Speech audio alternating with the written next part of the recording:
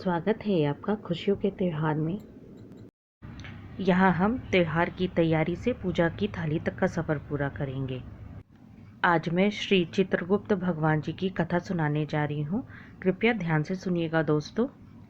श्री भीष्म पितामह ने पुलस्त्य मुनि से पूछा कि हे महामुने, संसार में कायस नाम से विख्यात जो पुरुष हैं वे किस वंश में उत्पन्न हुए और किस वर्ण में कहे जाते हैं। हे महामुने, यह सुनने की मेरी इच्छा है। मेरे इस संदेह को दूर करने में आप समर्थ हैं, इसीलिए आप कृपा कर इस पवित्र कथा को कहिए। इस प्रकार पूछने पर मुनि प्रसन्न होकर गंगा के पुत्र भीष्म पितामह से बोले, हे गांगे, मैं कायस्थ उत्पत्ति का वर्णन आपसे करता हूँ। जिसको आपने आज तक नहीं सुना उसी को मैं कह रहा हूँ। जिसका चर्चा आत्मक या जगत उत्पन्न कर पालन किया और करता है, वही फिर नाश करेगा। इस प्रकार अव्यक्त और शांत पुरुष लोक पितामह ब्रह्मा ने जिस पूर्व में इस तरह संसार की कल्पना की है, वही वर्णन करता हूँ। मुख से ब्राह्मण तरह, बाहु से क्षत्रिय, जंघा से वैश्य, पैर से शूद्र, 2, 5, 4, 6 पर वाले पशुओं से लेकर समस्त सर्पादि जीवों का एक ही समय में चंद्रमा, सूर्य आदि ग्रहों को और बहुत से जीवों को उत्पन्न कर रहे हे भारत, ब्रह्मा ने सूर्य के समान तेजस्वी ज्येष्ठ पुत्र को बुलाकर कहा, हे सुव्रत, तुम यत्न पूर्वक इस जगत की रक्षा करो। सृष्टि तथा पालन करने के लिए ज्येष्ठ पुत्र को आज्ञा देकर ब्रह्मा जी ने जो किया उसे आप सुनिए। एकाग्रचित होकर ब्रह्मा ने 10,100 वर्ष की समाधि लगाई। अंत में विश्रांत चित्र हुए। उससे जो हुआ वो आपसे कहता हूँ। उस ब्रह्मा के शरीर से बड़े बड़े भुजाओं वाले, श्यामवर्ण कमलवत नयन युक्त, शंख के तुल्य गर्दन, चक्रव मुख, तेजस्वी, अति बुद्धिमान, हाथ में कलम और दावात लिए, तेजस्वी, अति सुंदर, विचित्रांग, स्थिर नेत्रों वाले एक पुरुष अव्यक्त जन्य ब्रह्मा के शरीर से उत्पन्न हुए। हे भीष्म, समाधि को छोड़कर स्थित पुरुष को नीचे ऊपर देखकर ब्रह्मा ने पूछा, हे पुरुषोत्तम, हमारे सामने स्थित आप कौन हैं? ब्रह्मा का यह वचन सुन वह पुरुष बोला, हे विधे, मैं आप ही के शरीर से उत्पन्न हुआ हूँ, इसमें कुछ संदेह नहीं है। हे तात, अब आप मेरा नामकरण करने योग्य हैं, सो करिए और मेरे योग्य कार्य भी कहिए। यह वाक्य सुन ब्रह्मा जी निज शरीर उत्पन्न पुरुष से हंसकर प्रसन्न मन से बोले कि मेरे शरीर से तुम उत्पन्न हुए हो तो तुम्हारी कायस्थ संज्ञा है और पृथ्वी पर चित्रगुप्त नाम विख्यात होगा। हे वत्स, धर्मराज की यमपुरी में धर्माधर्म विचार के लिए तुम्हारा निश्चित निवास होगा। हे पुत्र, अपने वर्ण में जो उचित धर्म है उसका विधि पूर्वक पालन करो और सनातन उत्पन्न करो। इस प्रकार ब्रह्मा जी भार युक्त वर को देकर आप अंतर्ध्यान होंगे। श्री पुलस्त्य ने कहा कि हे कुरुवंश की वृद्धि करने वाले भीष्म, चित्रगुप्त से जो प्रजा उत्पन्न हुई है उसके नाम वर्णन करता हूँ, सुनो। गौड़, माथुर, भटनागर, सैनक, अहिष्ठाना, श्रीवास्तव, अम्बस्ट, कर्ण, हे महामते, और भी चित्रगुप्त से उत्पन्न अम्बस्ट आदि पुत्र समस्त शास्त्रों में निपुण हुए। तब चित्रगुप्त ने पुत्रों को पृथ्वी पर भेजा और धर्माधर्म के जानने वाले महामती चित्रगुप्त ने धर्म साधन की शिक्षा दी और कहा कि हे देवताओं का पूजन, पितरों का श्राद्ध तथा तर्पण, ब्राह्मणों का पालन पोषण और सदैव अभ्यागतों की यत्नपूर्वक सेवा करनी चाहिए। हे पुत्रों, तीनों लोगों के हित के लिए यत्न करना और धर्म की कामना करके महिषमर्दिनी देवी की पूजन अवश्य करना, जो माया, प्रकृति रूपा और चंडमुंड का नाश करने वाली हैं तथा समस्त सिद्धियों को देने वाली हैं, उनका पूजन करना, जिनके प्रभाव से देवता लोग भी सिद्धियों को पाकर स्वर्ग को गए और स्वर्ग के अधिकार को पाकर सदैव यज्ञ में भाग लेने वाले हुए। उस देवी के लिए तुम सब उत्तम मिष्ठान आदि समर्पण करना, जिससे वह चंडिका देवताओं की भांति तुम्हें भी सिद्धि देने वाली होवे। और वैष्णव धर्म का अवलंबन कर मेरे वाक्य का प्रतिपालन करना। पुत्रों को आज्ञा देकर चित्रगुप्त जी आप स्वर्ग को चले गए। स्वर्ग में जाकर चित्रगुप्त जी धर्मराज के अधिकार में स्थित हुए। हे भीष्म, इस प्रकार चित्रगुप्त की उत्पत्ति मैंने आपसे कही। अब मैं उन लोगों का विचित्र इतिहास और चित्रगुप्त का जैसा प्रभाव उत्पन्न हुआ वह भी कहता हूँ, सुनिए। श्री पुलस्त्य बोले, धर्माधर्म को जानता हुआ नित्य पाप कर्म में रत पृथ्वी पर सौदास नामक राजा हुआ। उस पापी, दुराचारी तथा धर्म कर्म से रहित प्राणी ने जिस प्रकार पुण्य के फल का भोग किया वह कथा सुनो।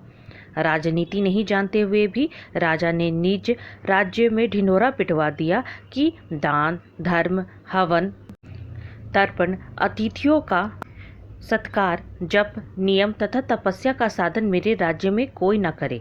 देवी आदि की भक्ति में तत्पर वहाँ के निवासी ब्राह्मण लोग उसके राज्य को छोड़कर वहाँ से नाना देशों में चले गए। जो रह गए वे यज्ञ, हवन, श्राद्ध तथा तर्पण कभी नहीं करते थे। हे गंगा के पुत्र, तब से उसके राज्य में कोई यज्ञ, हवन आदि पुण्य कर्म कोई नहीं करने पाता था। हे भीष्म, उस समय उस देश से पुण्य बाहर हो गया। ब्राह्मण तथा अन्य वर्ण के लोग धर्म का नाश करने लगे। अब आप उस दुष्ट राजा का कर्म फल सुने। कार्तिक शुक्ल पक्ष की उत्तम तिथि द्वितीया को पवित्र होकर कायस्थ लोग चित्रगुप्त का पूजन करते थे। वे भक्ति भाव से परिपूर्ण होकर सुंदर धूप दीपादि कर रहे थे। देवयोग से राजा भी इधर उधर घूमता हुआ वहां आ पहुंचा और पूजन देखकर पूछने लगा कि यह किसका पूजन करते हैं। वे लोग बोले, हे राजन, हम लोग चित्रगुप्त की यह शुभ पूजा करते हैं। यह सुनकर राजा ने कहा कि मैं भी चित्रगुप्त की पूजा करूंगा। यह कह राजा ने स्नान कर श्रद्धा भक्ति युक्त मन से चित्रगुप्त की पूजा की। उस भक्ति युक्त पूजन करने से उसी क्षण पाप रहित होकर राजा सौदास स्वर्गलोक को चला गया। यह चित्रगुप्त का प्रभावशाली इतिहास आपसे मैंने कहा। अब हे नृपश्रेष्ठ, क्या सुनने की इच्छा है तुम्हारी? यह सुनकर भीष्म जी महर्षि पुलस्त्य से बोले, हे विपेंद्र, किस विधि से वहां उसने पूजन किया? हे प्रभु, उसने कौन सी विधि की थी जिसके प्रभाव से हे मुनि श्रेष्ठ राजा सौदास स्वर्ग को गया? श्री पुलस्त्य मुनि बोले, हे विपेंद्र, चित्रगुप्त के पूजन की विधि आपसे कहता हूँ। घृत से बने नैवेद्य, ऋतुफल, फूल, चंदन, धूप, दीप, अनेक प्रकार के नैवेद्य, रेशमी और विचित्र वस्त्र से पूजन कर भेरी, शंख, मृदंग, डिमडिम अनेक बाजे बजाकर श्री चित्रगुप्त जी का भक्तियुक्त पूजन करे। हे विद्वन, नवीन कलश लाकर जल से परिपूर्ण करे। ऊपर शक्कर से भरा एक कसोरा रखे। यत्न पूर्वक पूजन कर ब्राह्मण को दान देवे। पूजन का मंत्रार्थ यह है, दवात, कलम और हाथ में कलम काठी लेकर पृथ्वी पर घूमने वाले हे चित्रगुप्त जी, आपको नमस्कार है। हे चित्रगुप्त जी, आप कायस्थ जाति में उत्पन्न होकर लेखकों को अक्षर प्रदान करते हैं। आपको बार बार नमस्कार है। जिसको आपने लिखने की जीविका दी है, आप उनका पालन करते हैं, इसलिए मुझे भी शांति दीजिए। हे राजेंद्र, हे कुरुवंश के बनाने वाले भीष्म, इन मंत्रों से संकल्प पूर्वक चित्रगुप्त का पूजन करना चाहिए। इस प्रकार सौदास राजा भक्ति भाव से पूजन कर निज राज्य का शासन करता हुआ कुछ ही समय में मृत्यु को प्राप्त हुआ। हे भारत, यमदूत राजा को उसी क्षण भयानक यमलोक में ले गए। चित्रगुप्त से यमराज ने पूछा कि यह दुराचारी पाप कर्म में रत सौदास राजा है, जिसने अपनी प्रजा से पाप कर्म करवाया है। इस प्रकार धर्मराज से पूछे गए धर्माधर्म के जानने वाले महामती चित्रगुप्त हंसकर उस राजा के लिए धर्म विपाक युक्त शुभ वचन बोले। हे धर्मराज, यह राजा यद्यपि पाप कर्म करने वाला पृथ्वी में प्रसिद्ध है और मैं आपकी प्रसन्नता से पृथ्वी में पूज्य हूँ। हे स्वामिन, आप ही ने मुझे यह वर दिया है। आपका सदैव कल्याण हो। आपको नमस्कार है। हे देव, आप भली भांति जानते हैं और मेरी भी मति यह है कि यह राजा पापी है, तब भी इस राजा ने भक्ति भाव से मेरी पूजा की है। इससे मैं इस पर प्रसन्न हूँ इष्टदेव, इस कारण यह राजा वैकुंठ लोक को जाए। चित्रगुप्त का यह वचन सुनकर यमराज ने राजा सौदास को वैकुंठ जाने की आज्ञा दे दी और सौदास वैकुंठ को चला गया। श्री पुलस्त्य ने कहा कि हे भीष्म, जो कोई दूसरा पुरुष या कायस्थ चित्रगुप्त की पूजा करेंगे, वे भी पाप से छूटकर परम गति को प्राप्त करेंगे। गांगे, तुम भी सर्व विधि से चित्रगुप्त जी की पूजा करो, जिस पूजा के करने से राजेंद्र तुम दुर्लभ लोक को प्राप्त करोगे। पुलत्स्य के ये वचन सुनकर भीष्म जी ने भक्तियुक्त मन से चित्रगुप्त जी की पूजा की। कार्तिक शुक्ल पक्ष द्वितीय को निज बहिना यमुना के घर यमराज ने भोजन किया था। इस कारण लोक में इसका यम द्वितीय नाम हुआ और यमुना ने यमराज को आयुष्य बढ़ाने वाला वर दिया। इस कारण इस तिथि में बहिन के हाथ का भोजन करने से धन, यश, आयुष्य आदि बढ़ते हैं।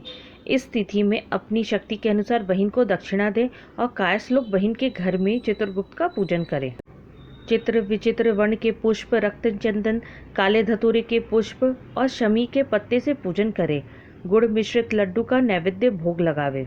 पूजन मंत्रार्थ यह है: भोग और अभोग, किया हुआ अथवा ना किया जो प्रलय है उस समय सुख देने वाला है। चित्रगुप्त आपको नमस्कार है। समुद्र मंथन के समय लक्ष्मी के साथ उत्पन्न होने वाले हे चित्रगुप्त, हे महाबाहो, मेरी आयु को बढ़ावे। इस प्रकार पूजन करने से प्रसन्न होकर चित्रगुप्त ने भीष्म को वर दिया कि महाबाहो, मेरे प्रसाद से तुम्हारी मृत्यु ना होगी। जिस समय तुम मृत्यु का स्मरण करोगे उसी समय तुम्हारी मृत्यु होगी। यह वर देकर चित्रगुप्त स्वर्ग को चले गए। जो बुद्धिमान पुरुष इस विधि से चित्रगुप्त की पूजा करेंगे उनका फल सुनो। वे इस लोक में अनेक प्रकार के बड़े बड़े सुख भोग कर अविनाशी विष्णु लोक को जाएंगे।